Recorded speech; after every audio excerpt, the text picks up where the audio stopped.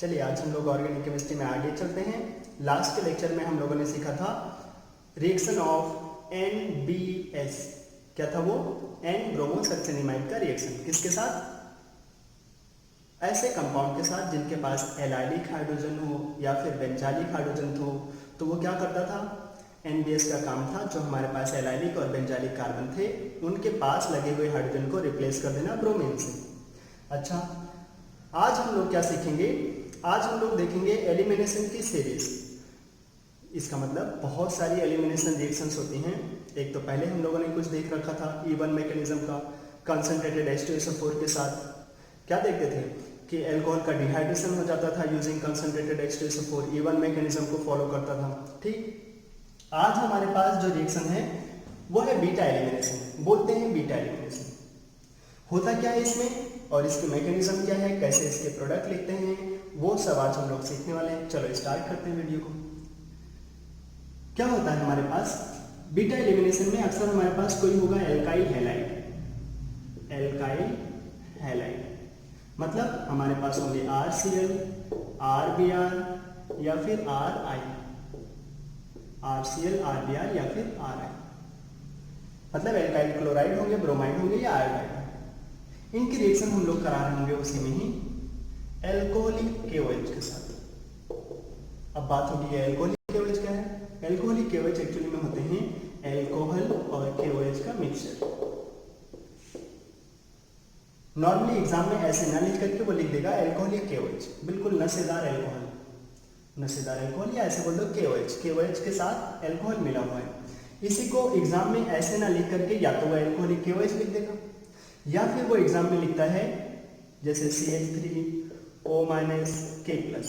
अगर उसे लिखना होगा कि CH3OH+ KOH तो वो ये ना लिख करके वो क्या लिख देगा ये। अब अगर ये भी ना लिखना हो तो वो क्या लिख देगा? Simple alcoholic KOH। तो पहले तो हमें रीजन समझ में आना चाहिए। एल्काइल हैलाइड होंगे, एल्कोहलिक KOH होगा। अच्छा, एल्कोहलिक KOH देख करके क्या दिमाग में आ रहा है? एल्कोहलिक KOH है क्या? वो तो RO- जो भी एल्कोहलिक KOH होते हैं ना वो रियल में RO- K+ है। अच्छा, RO- का काम क्या होगा? हमने सीखा है कि जो वाटर होता है और एल्कोहल, अगर हमसे कोई पूछे कौन अच्छा एसिड है तो हम बचपन से जानते हैं कि वाटर अच्छा एसिड होता है एज कम्पेयर टू एल्कोहल। अगर वाटर अच्छा एसिड है तो जो कंजुगेट बेस होगा वो वाटर का कैसा होगा? वीक। और RO- जो एल्कोहल का कंजुगेट बेस है वो कैसा होगा? अच्छा बेस। ये तो एसिड अच्छा था वाटर, लेकिन बेस RO- अच्छा बेस होगा। सोचो OH- से भी अच्छा बेस। तो जो RO- है वो एक्चुअली में KOH से अच्छे बेस हैं। याद करो हम लोग KOH का यूज करते थे कहाँ? KOH का यूज करते थे हम लोग एल्डोल रिएक्शन कराने में या कैनिजारो कराने में। लेकिन अभी हम लोग एल्काइल हैलाइड में कुछ कराने चल रहे हैं, इसके लिए हमें और अच्छा बेस चाहिए। तो और अच्छा बेस चाहिए तो उसके लिए हम लोग क्या लेकर आ रहे हैं? उसके लिए लेकर आ रहे हैं एल्कोहलिक KOH या फिर उसी को क्या बोला जाएगा? RO- K+। RO- is a source of, मतलब ROH जो ये ऐसे दिया होगा ROH+ KOH वो किसका सोर्स है? RO- का। और RO- क्या है? बहुत अच्छे वाले बेस। कम से कम इतना तो पता होना चाहिए कि वो OH- से अच्छा बेस है, इस OH- से अच्छा बेस है। अच्छा, तो हमारे पास एल्काइल हैलाइड होंगे, एल्कोहलिक KOH होंगे। बॉन्ड ब्रेक करने के लिए कभी कभी थोड़ा सा हमें गर्मी दे देगा, हीट दे देगा वहां पे। अच्छा, तो होगा क्या? होगा ये कि जो एल्काइल हैलाइड होंगे उसमें हमारे पास होंगे कुछ अल्फा कार्बन और अल्फा कार्बन के पास लगे हुए कुछ कार्बन और होंगे जिनको हम लोग क्या बोलेंगे? Beta carbon. तो होता क्या है, जैसे हम लोग कोई एल्काइल हैलाइड ले लेते हैं। अगर हमारे पास कोई एल्काइल हैलाइड हो, जैसे हमारे पास एल्काइल हैलाइड है ये क्या? CH3 CH2 Cl। मैंने एग्जांपल के लिए ऐसे ही एल्काइल हैलाइड ले रखा है। अब होगा क्या?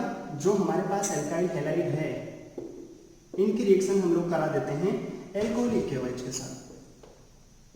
एल्कोहलिक KOH, माहौल गर्म। अब होगा क्या?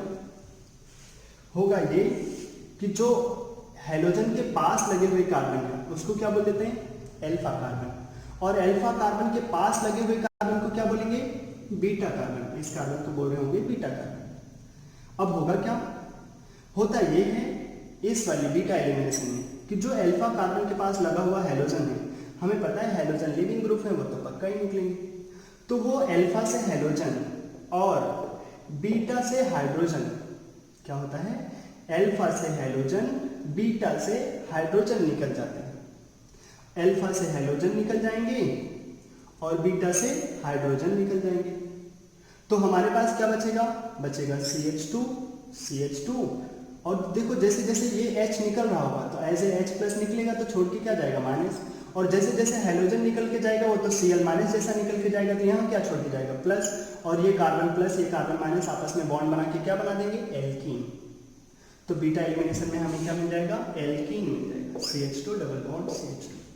और अगर तुम ध्यान से देखो तो हमें ओवरऑल यहाँ से निकला क्या, HCl, और निकलना भी वही चाहिए था। क्यों, क्योंकि अगर तुम बेस लेकर आए हो तो एसिड निकल जाएगा, तो इस कंपाउंड में से एसिड निकल गया। क्या निकल गया, एसिड HX। अगर वहां पे ब्रोमीन होता तो HBr निकल जाता, आयोडीन होता तो HI निकल जाता। तो अल्टीमेटली एलिमिनेशन हो गया, बीटा से H निकल करके, अल्फा से तो हैलोजन का निकलना होता ही है, लेकिन बीटा से हाइड्रोजन निकलने के साथ अल्फा से हैलोजन निकला, इसलिए हम लोगों ने बीटा कार्बन से भी कुछ निकल गया, इसलिए एलिमिनेशन। और यहाँ पे कुछ और आके ऐड नहीं हुआ, अल्टीमेटली केवल निकल ही गया, इसीलिए नाम केवल एलिमिनेशन ही रहता है। तो अक्सर जब भी कभी एल्कोहलिक KOH हो, साथ में हीट हो, और हम उसकी रिएक्शन करा रहे हो किसी एल्किल हैलाइड के साथ, तो क्या होगा, अल्फा से हैलोजन बीटा से हाइड्रोजन निकल जाएंगे और हमें क्या मिल जाएगा, एक एल्कीन। अच्छा, इसी को बोल देते हैं बीटा एलिमिनेशन। अगर हमारे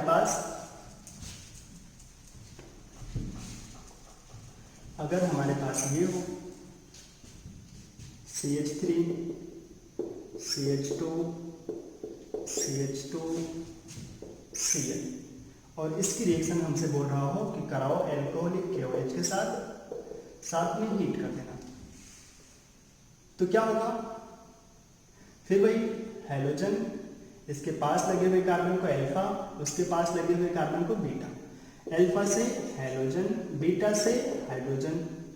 तो यहाँ से हम H निकाल लेंगे, यहाँ से हम Cl निकाल लेंगे, हम निकाल रहे हैं एक्चुअली में तो वो बेस जो आया है वो निकाल लेगा, तो यहाँ से HCl निकल जाएंगे, ये हमें क्या मिल जाएगा, फिर हमें मिल जाएगा CH3 CH double bond CH2, ये मिल जाएगा बीटा एलिमिनेशन का प्रोडक्ट। और जो HCl होंगे उनके साथ वो बेस रिएक्शन कर लेगा, वो तो इनऑर्गेनिक प्रोडक्ट हो जाएंगे, उन पर ध्यान देने की जरूरत नहीं।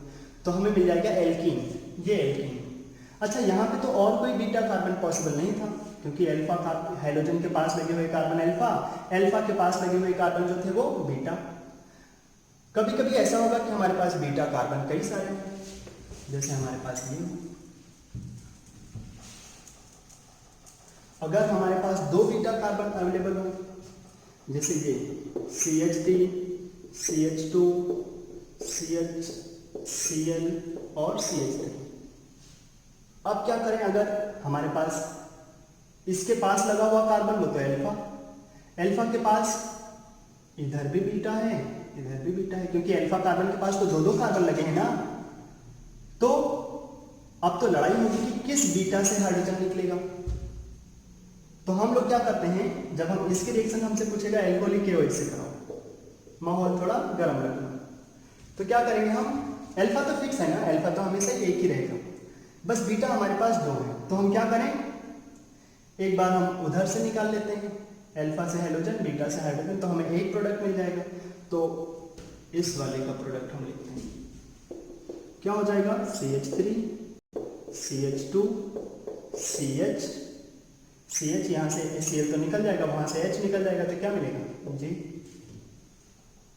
अगर हम यहाँ की बात करें, यहाँ से क्या होगा, वो दूसरा पॉसिबल प्रोडक्ट हो जाएगा CH3 CH, यहाँ से H यहाँ से Cl डबल बॉन्ड CH3। तो एक ये पॉसिबल प्रोडक्ट हो गया, एक ये। अब हमें पता है ऑर्गेनिक में अगर कई सारे पॉसिबल प्रोडक्ट होने लगे तो हमें डिसाइड करना होगा कौन सा प्रोडक्ट मेजर होगा, कौन सा प्रोडक्ट माइनर होगा। तो कौन सा मेजर कौन सा माइनर वो कैसे डिसाइड करेंगे, वो डिसाइड करेंगे एल्कीन की स्टेबिलिटी के हिसाब से। इसके पास एक्सियल हाइपरकन्जुगेशन कितने हैं, डबली बॉन्डेड कार्बन के पास लगे हुए कार्बन और उनके पास लगे हुए हाइड्रोजन को ही एक्सी हाइपर कन्जुगेशन बोल देते हैं। तो इसके पास इधर ही है CH2, इसके पास 2 हाइड्रोजन है, वही क्या होंगे HC हाइपर कन्जुगेशन।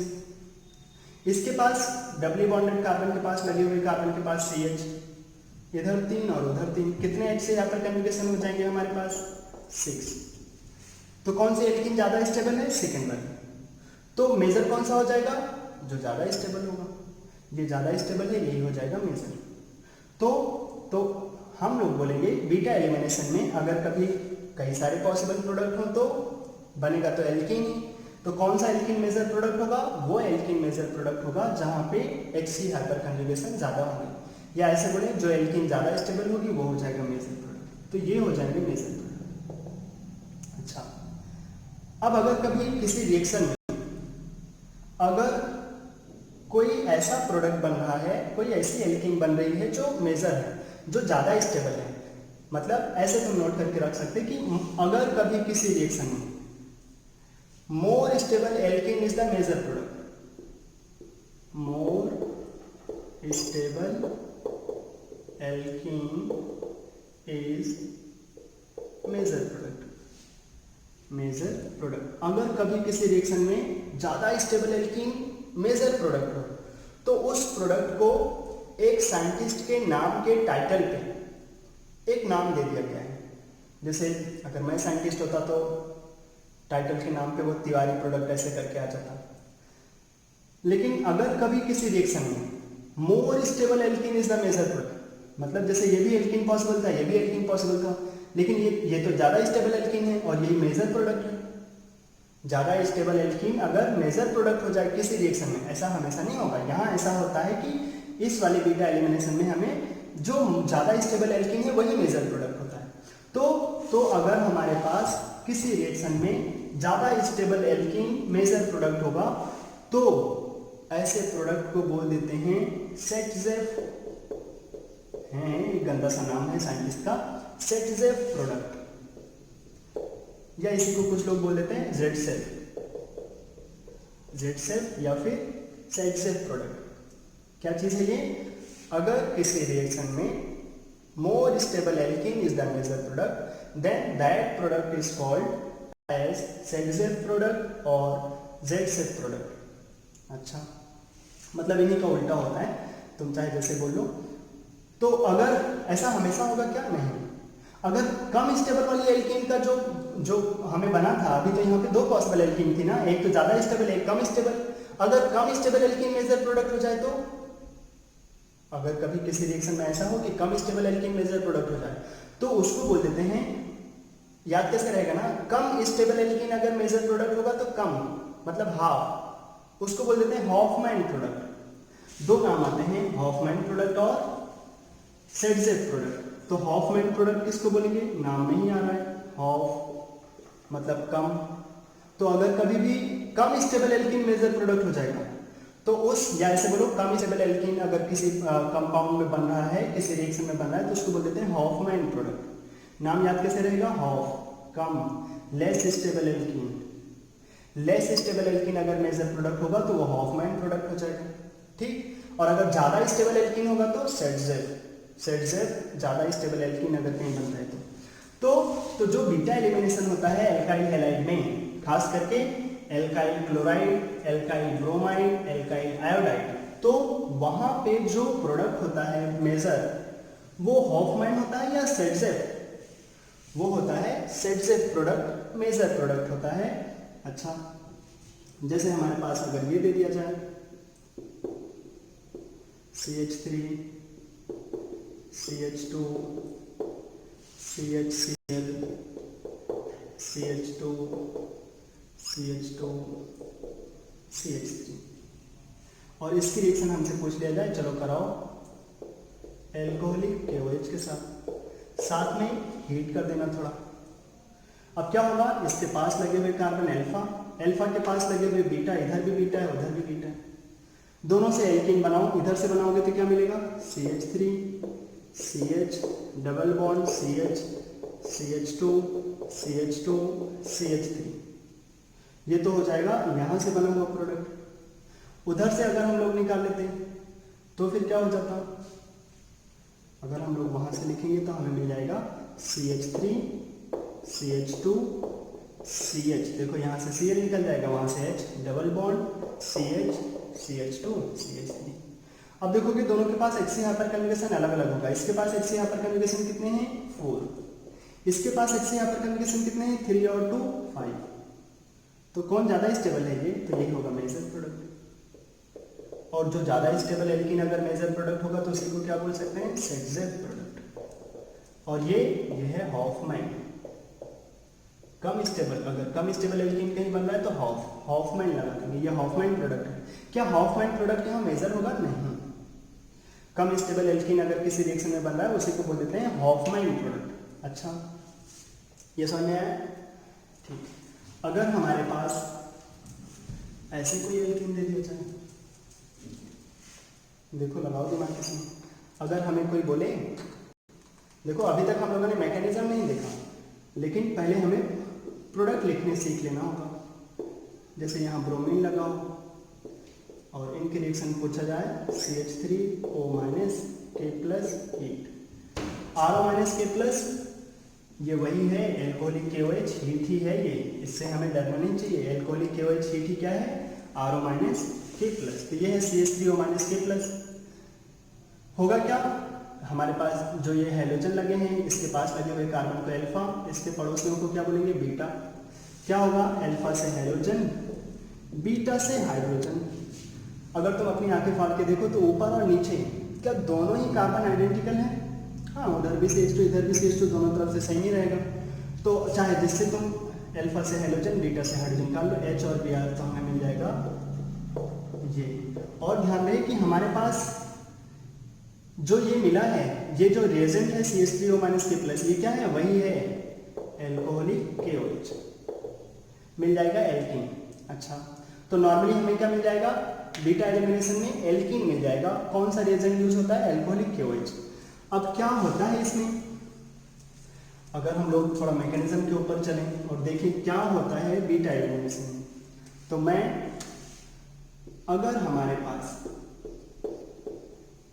कभी कोई एल्काइल हैलाइड हो, जैसे ये एक एल्काइल हैलाइड है लिया, यहाँ पे लगा हुआ है हैलोजन, इसकी रिएक्शन हम लोग करा रहे हैं एल्कोहलिक KOH के साथ। एल्कोहलिक KOH क्या है, RO- K+। RO- क्या है, अच्छा सा बेस। तो वो क्या करता है ना, हैलोजन के पास लगे हुए कार्बन को अल्फा कार्बन, उसके पास लगे हुए बीटा, बीटा कार्बन के पास जो H लगा होगा, H के पास थोड़ा सा प्लस होगा, क्योंकि हमें पता है कार्बन ज्यादा इलेक्ट्रोनेगेटिव होता है, उधर थोड़ा माइनस, H पे थोड़ा प्लस। और यहाँ हाइड्रोजन पे क्या होगा, माइनस, इधर होगा प्लस। अब नॉर्मली हम लोग ऐसे लिविंग ग्रुप लेकर जाते हैं जो थोड़े से अच्छे हों, जिनका निकलना आसान हो। जब भी हम लोग एल्काइल हैलाइड बोल रहे हैं तो वहाँ पे RF को साफ साफ नेग्लेक्ट कर रहे हैं, RF कभी भी इधर नहीं होगा। अगर RF होगा तो रिएक्शन दूसरे मैकेनिज्म या दूसरे तरीके से फॉलो कर जाता है। तो यहाँ X में क्या क्या होगा, Cl, Br या फिर I। और हमें पता है HCl, HBr, HI तीनों ही अच्छे एसिड हैं, और जो अच्छे एसिड होते हैं उनके जो लिविंग एबिलिटी होती है वो कैसे होती है, ज़्यादा अच्छा होता है। तो ये सारे अच्छे लिविंग ग्रुप हैं। तो ये अपने आप यहाँ से निकल के जाना चाहते हैं, जैसे जैसे निकलेंगे इधर प्लस आना चाहेगा। अब अगर इधर प्लस आना चाहते हैं, साथ में इस कार्बन पे माइनस आ जाए तो दोनों आपस में बॉन्ड बना लें, लेकिन इस कार्बन पे माइनस कब आएगा, जब यहाँ से H+ निकले। लेकिन वो H+ तो उतना अच्छा H+ होगा नहीं, क्योंकि वो तो कार्बन के पास लगा हुआ है, और हमने देखा है कार्बन के पास लगे हुए H तो ज़्यादा अच्छे एसिडिक नहीं होते हैं। सन से अटैच H एसिडिक होते हैं, ट्रिपली बॉन्डेड कार्बन से अटैच H एसिडिक होते हैं, लेकिन नॉर्मली कार्बन से लगे हुए H एसिडिक नहीं होते हैं। इसीलिए इस H को ऐसे H+ निकालने के लिए OH- नहीं ला सकते, क्योंकि OH- कैसा है, थोड़ा सा तो वीक है, उससे अच्छा वाला बेस लाना पड़ा, क्या, RO-। तो वो RO- क्या करता है, वो अप्रोच करता है इस हाइड्रोजन के पास, RO- इसके साथ अप्रोच करके क्या बना लेगा, ROH। और जैसे जैसे ये H+ निकलता जाएगा, ये वाले बॉन्ड के इलेक्ट्रॉन किसके पास आ जाएंगे, इस कार्बन के पास। और जैसे जैसे इसके पास इलेक्ट्रॉन आते जाएंगे, ये तो ये अच्छे लिविंग ग्रुप हैं, ये अपने आप निकलना चाहेंगे, तो ये जैसे जैसे ये CH बॉन्ड ब्रेक होगा, इस कार्बन पे आता जाएगा माइनस, और उसी टाइम पे ये धोखेबाज ये लिविंग ग्रुप इस कार्बन को निकलता हुआ जाएगा। जैसे जैसे निकलता जाएगा इस कार्बन पे क्या आता जाएगा, प्लस, और ये माइनस और वो प्लस आपस में क्या करते जाएंगे, पाई बॉन्ड बनाते चले जाएंगे। और ये सब तमाशा वो आर ओ इस बीटा वाले हाइड्रोजन को अपनी तरफ अट्रैक्ट करता है, लिविंग ग्रुप निकलते हैं। ये सारा का सारा स्टेप एक साथ चलता रहता है। जैसे SN2 होता था सिंगल स्टेप, ऐसे ये वाली रिएक्शन एक ही स्टेप में हो जाता है। तो वो H उसके साथ निकल गया, ये हैलाइड निकल गए, ये किसके साथ चले जाएंगे, X माइनस वो K के साथ KX बना लेंगे। तो होगा क्या, ये हाइड्रोजन वो हाइड्रोजन एक साथ निकल जाते हैं और हमें क्या मिल जाता है, एल्कीन। अच्छा, जब ये रिएक्शन हो रहा होगा तो सोचो इस स्टेप में कितने लोग इन्वॉल्व हैं, अकेला ही है तो इसको स्लो बोलो फास्ट बोलो फर्क नहीं पड़ता है। अब इसी स्टेप को देख करके हमें मैकेनिज्म का नाम बोलना पड़ेगा। तो क्या हो रहा है देखो, इस वाले स्टेप में कितने लोग इन्वॉल्व हैं, 2। तो फिर क्या बोलेंगे हम लोग, एक है आर ओ माइनस और एक है एल्काइल हैलाइड, 2 लोग इन्वॉल्व है ना, एल्काइल हैलाइड और आर ओ माइनस। तो बोलेंगे बाइमोलिकुलर। क्या बोलेंगे, बाइमोलिकुलर। क्यों, क्योंकि आर ओ माइनस वो स्ट्रॉन्ग बेस और एल्काइल हैलाइड 2 लोग इन्वॉल्व है। और क्या हो गया, इस वाले कंपाउंड से हुआ क्या, HX निकल गए, मतलब एलिमिनेशन हो गया। तो बोलते हैं इसको बाइमोलिकुलर एलिमिनेशन रिएक्शन। क्या बोल देते हैं इसको, बाइमोलिकुलर एलिमिनेशन रिएक्शन। ये हो जाता है E2। और एक चीज दिमाग में लोग रख के लेते हैं, कभी भी एग्जाम में एल्कोहलिक KOH और हीट आ जाए, कसम खा लो, आदत डाल लो, मैकेनिज्म E2 ही होगा। एल्कोहलिक KOH हीट हो, साथ में एल्काइल हैलाइड हो, मैकेनिज्म E2 ही होगा। अब ये जो E2 मैकेनिज्म हुआ, ये तो सिंगल स्टेप का था। अगर ये सिंगल स्टेप की रिएक्शन है तो सिंगल स्टेप रिएक्शन में हमें क्या बनाना पड़ता है, इंटरमीडिएट। तो यहाँ पे इंटरमीडिएट कैसे बनाए, इंटरमीडिएट देखो मैं बना देता हूँ।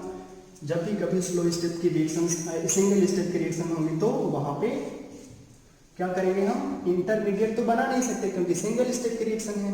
तो क्या बनेगा हमारे पास, क्या बनाएंगे हम लोग, ट्रांजिशन स्टेट। तो ट्रांजिशन स्टेट बनाते हैं तो क्या होगा, देखो ऐसे अच्छे से सजा लो। ये जो हैलोजन है ये क्या चाहते हैं, ये तो इस कार्बन से निकलना चाहते हैं। इसके पास माइनस चार्ज, थोड़ा थोड़ा प्लस। इसके पास जो H लगे हैं उनको कोई उठा के लेकर जा रहा है, कौन, R O minus. R O minus इधर अप्रोच करते जाएंगे, इसके पास क्या है, थोड़ा सा प्लस, इधर माइनस। और ये थोड़े से प्लस, ये थोड़े से माइनस, ऐसे होते हैं ना, जितना माइनस उतना ही प्लस। तो वो दोनों हमें ना दिख करके क्या करते हैं, ये दोनों प्लस माइनस आपस में बॉन्ड बनाते चले जाते हैं। तो बोलते हैं जो E2 मैकेनिज्म एल्कोहलिक KOH के साथ कराते हैं, RCl का, RBr का या फिर RI का, तो यहाँ पे जब हम E2 मैकेनिज्म कराते हैं तो जो ट्रांजिशन स्टेट होता है उसमें देखो हमसे पूछता है, जो ये E2 मैकेनिज्म कराया, क्या उसमें जो ट्रांजिशन स्टेट बना, यही है ट्रांजिशन स्टेट। क्या इस ट्रांजिशन स्टेट में कार्बोनाइट का कैरेक्टर है, बोलेंगे नहीं। कार्बोकेटाइन का कैरेक्टर है, नहीं। क्यों, क्योंकि इस कार्बन पे माइनस, उस कार्बन पे प्लस, और दोनों ही प्लस माइनस आपस में बॉन्ड बना करके क्या हो जाएंगे, गायब होते जाएंगे। जैसे जैसे इधर आता जाएगा माइनस, वैसे वैसे उधर प्लस आते जाते हैं और आपस में बॉन्ड बना लेते हैं। ना तो हमें प्लस दिखता है ना ही माइनस। इसीलिए बोलते हैं कि जो E2 मैकेनिज्म होता है वो कार्बोनाइन ट्रांजिशन स्टेट के थ्रू प्रोसीड नहीं करता। क्या कार्बोकेटाइन ट्रांजिशन स्टेट के थ्रू प्रोसीड करता है, नहीं। किसके थ्रू, इसके एल्कीन कैरेक्टर के थ्रू। इसलिए तो हम लोगों ने बोला था जो मेजर प्रोडक्ट कैसे डिसाइड किया था, क्या मोस्ट स्टेबल कार्बोकेटाइन से, नहीं। क्या कार्बोनाइन से, नहीं। Most stable alkene is the major product in E2 mechanism. जितना ज्यादा स्टेबल होगा एल्कीन उतना ही आसान होगा H और X का निकल जाना। ठीक, तो एक चीज थोड़ा सा नोट करके लिख लेना कि इन E2 mechanism, in beta elimination, transition state possess alkene character। कौन सा, एल्कीन कैरेक्टर। एल्कीन कैरेक्टर के थ्रू रिएक्शन प्रोसीड हो रही है और इसी वजह से हम लोग बोल रहे हैं कि जो मोस्ट स्टेबल एल्कीन होगा वही होगा मेजर प्रोडक्ट। इसी वजह से ही तो हम लोग ऐसा बोल रहे हैं कि जब हमारे पास ज्यादा स्टेबल एल्कीन होगा तो वही होगा हमारे पास major product. E2 mechanism single step की रिएक्शन है, ट्रांजिशन स्टेट बनता है, उसमें एल्कीन कैरेक्टर होते हैं। अच्छा, कोई रीअरेंजमेंट होगा क्या, नहीं। कार्बोकेटाइन होता है तभी रीअरेंजमेंट होता है, यहाँ कोई रीअरेंजमेंट नहीं होगा। कभी भी E2 मैकेनिज्म में कोई रीअरेंजमेंट नहीं होगा, बस साफ साफ अल्फा से हेलोजन, बीटा से हाइड्रोजन निकल जाएंगे E2 मैकेनिज्म में। और नो रीअरेंजमेंट, कभी भी रीअरेंजमेंट नहीं होगा। कहाँ, E2 मैकेनिज्म में कभी भी कोई रीअरेंजमेंट नहीं होगा। जैसे अपने को 2018 में एक क्वेश्चन पूछा था ये एग्जाम में इतना लालच दे देता है ना कि हमें मन करता है कि हम लॉ रीअरेंजमेंट करा ही दें। जैसे ये दे दिया तो बिल्कुल एग्जैक्ट ऐसा ही क्वेश्चन था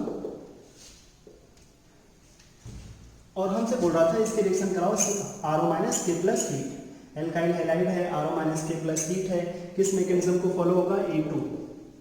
क्या होगा इसके रिस्पेक्ट में? इसके पास वाले कार्बन अल्फा, अल्फा के पास वाले कार्बन बीटा, उधर बीटा है लेकिन उधर बीटा वाले कार्बन के पास H ही नहीं है। हमें क्या करना है? अल्फा से हाइड्रोजन निकालना है, अल्फा से हाइड्रोजन, बीटा से हाइड्रोजन। लेकिन जब इस अल्फा के पास वाले इस बीटा के पास जाओगे, कार्बन के पास तो 4 ही बॉन्ड होते हैं, तो 4 तो हो गए। तो क्या इसके पास हाइड्रोजन होगा? कहां से होगा? 5 बॉन्ड तो बनाता नहीं कार्बन, तो उसके पास तो हाइड्रोजन होगा ही नहीं। तो उसके पास हाइड्रोजन नहीं होगा तो उस बीटा कार्बन का कोई यूज नहीं, क्योंकि बीटा से क्या निकलना है? H, और कोई रीअरेंजमेंट नहीं होता यहाँ। तो उस अल्फा से हाइड्रोजन और इस बीटा से हाइड्रोजन निकल जाएगा, सिंपल सा प्रोडक्ट बन जाएगा ये। लेकिन बहुत सारे लोगों ने इस रिएक्शन का प्रोडक्ट, उन्हें क्या लगता है ना कि आपने तो बताया था E2 मैकेनिज्म में most stable alkene will be final product, most stable alkene will be final product. तो लोग क्या करते हैं ना एग्जाम में, इस वाले ऑप्शन को उनको ज्यादा अच्छा लगता है, ये वाला ऑप्शन, क्योंकि उनको यहाँ क्या दिखाई पड़ता है? H यहाँ पर कन्जुगेशन खूब, उधर CH3, यहाँ CH3, यहाँ CH2, यहाँ CH2, 3 6 4, मतलब कितने हो गए? 6 और ये 4, टोटल कितने हो गए? 10। यहाँ पे 10 H यहाँ पर कन्जुगेशन है, तब तो ये बहुत ज्यादा स्टेबल एल्कीन होगा। लेकिन ऐसा, अरे यहाँ तो तब ये मिथाइल ग्रुप उधर कैसे जाएगा? जब रीअरेंजमेंट होगा, लेकिन यहाँ पर रीअरेंजमेंट तो होता ही नहीं। तो ये वाला प्रोडक्ट मानते हैं ये एल्कीन ज्यादा स्टेबल है, लेकिन ये तो बनेगा ही नहीं, पॉसिबल ही नहीं है, यही रहेगा। इसके पास H यहाँ पर कन्जुगेशन कितना है? 2, लेकिन यही यहाँ बन पाएगा, क्योंकि दूसरे का बनने का चांस ही नहीं, क्योंकि उस बीटा के पास हाइड्रोजन ही नहीं है और कोई रीअरेंजमेंट इधर होता ही नहीं। ठीक, तो जो बीटा एलिमिनेशन है हमें ध्यान रखना है, उधर कभी भी कोई रीअरेंजमेंट नहीं होता। और जो हमें प्रोडक्ट बनाना होगा सिंपल, अल्फा से हाइड्रोजन, बीटा से हाइड्रोजन। अगर कई पॉसिबल प्रोडक्ट हुए तो तब हम देखेंगे ज्यादा स्टेबल एल्कीन, वो हो जाएगा मेजर प्रोडक्ट। और मोस्ट स्टेबल एल्कीन जो मेजर प्रोडक्ट होते हैं उनको क्या बोल देते हैं? Set product. और अगर हमारे पास कम स्टेबल एल्कीन मेजर हो जाए, मतलब जो लेस स्टेबल एल्कीन है वो मेजर प्रोडक्ट हो जाते हैं, तो लेस स्टेबल एल्कीन के लिए क्या नाम यूज करते हैं? लेस हॉफमैन प्रोडक्ट बोल देता हूं उनको। ठीक, तो आज के लेक्चर में हम लोगों ने बीटा एलिमिनेशन के बारे में थोड़ा सा ही सीखा, हाँ, क्योंकि बीटा एलिमिनेशन में बहुत सारे वेरिएशन हैं। तो जो अभी आज हम लोगों ने देखा वो क्या? RCl, RBr, RI, इनकी रिएक्शन सीखा। एल्कोहलिक KOH के साथ E2 मैकेनिज्म के थ्रू ये रिएक्शन होती है, और जो ट्रांजिशन स्टेट होता है उसमें कैसा कैरेक्टर होता है? Alkene character. क्या यहाँ पे कार्बोनाइल कार्बोकेटाइन कैरेक्टर था? नहीं, ये चीजें हमें ध्यान रखना है, और जो रिएक्शंस बोली गई वो ध्यान रखना है। ये बीटा एलिमिनेशन एग्जाम में कुछ आए ना आए, हर बार के एग्जाम का रिकॉर्ड है, ये रिएक्शन आती रहती है। ठीक, तो इनको ध्यान देकर रखो, नीट, जेईई एडवांस, मेन, सब के लिए बहुत ज्यादा इंपॉर्टेंट है। ठीक, आज के लिए इतना ही रखते हैं, बाय।